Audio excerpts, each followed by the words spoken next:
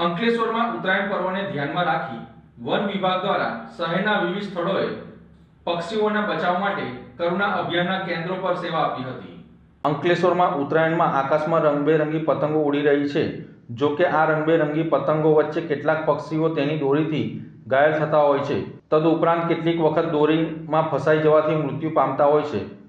ત્યારે પક્ષીના બચાવ માટે વિવિધ સંસ્થાઓ સાથે વન વિભાગ દ્વારા અનેક વિસ્તારોમાં ઘાયલ પશુ પક્ષીઓની સારવાર કરી તેમનો જીવ બચાવવામાં આવે છે।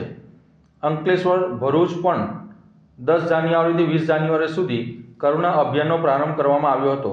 કરુણા અભિયાન હેઠળ પતંગની દોરીથી ઈજા પામતા પક્ષીઓને તાત્કાલિક સારવાર મળી રહે અને નિર્દોષ પક્ષીઓના જીવ બચાવી શકાય તે હેતુથી અંકલેશ્વરમાં 7 થી વધુ સ્વયંસેવકોની ટીમ કાર્યરત બની હતી, જે શહેરના વિવિધ વિસ્તારોમાં સેવા આપી રહી છે।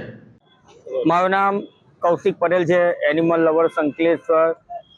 અને આજે 14 જાન્યુઆરી છે, મકર સંક્રાંતિના પાવન પર્વે જેમ કે હવામાં પતંગ અને દોરાનો જે ચાલે છે, લોકો ચગાવવાનું અને પક્ષીઓ જે ઘાયલ થાય છે એનો માટેનો કેમ્પ છે। અને જે કોઈ આપણા અંકલેશ્વરના જાહેર પ્રજાને નમ્ર વિનંતી છે કે સવારના ટાઈમ પર અને સાંજના ટાઈમ પર સાચવીને પતંગ ચગાવવા, જેમ કે કોઈ પક્ષી ઘાયલ ન થાય। અને જે પક્ષી ઘાયલ હોય તેને અમારા સારવાર કેન્દ્ર પર અથવા કોઈને કોલ કરો અથવા સારવાર કેન્દ્રની મુલાકાતે આવો અને એ પક્ષીને તાત્કાલ સારવાર અર્થે ખસેડવામાં આવશે। જય હિન્દ।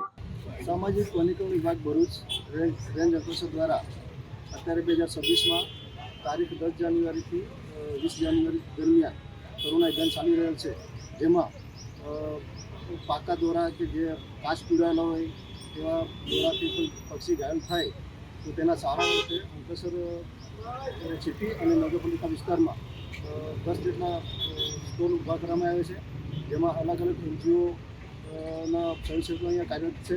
હાલમાં દવાબાગ ખાતે એનિમલ લવર્સના સ્વયંસેવકો આપણા પોલીસની મદદમાં છે।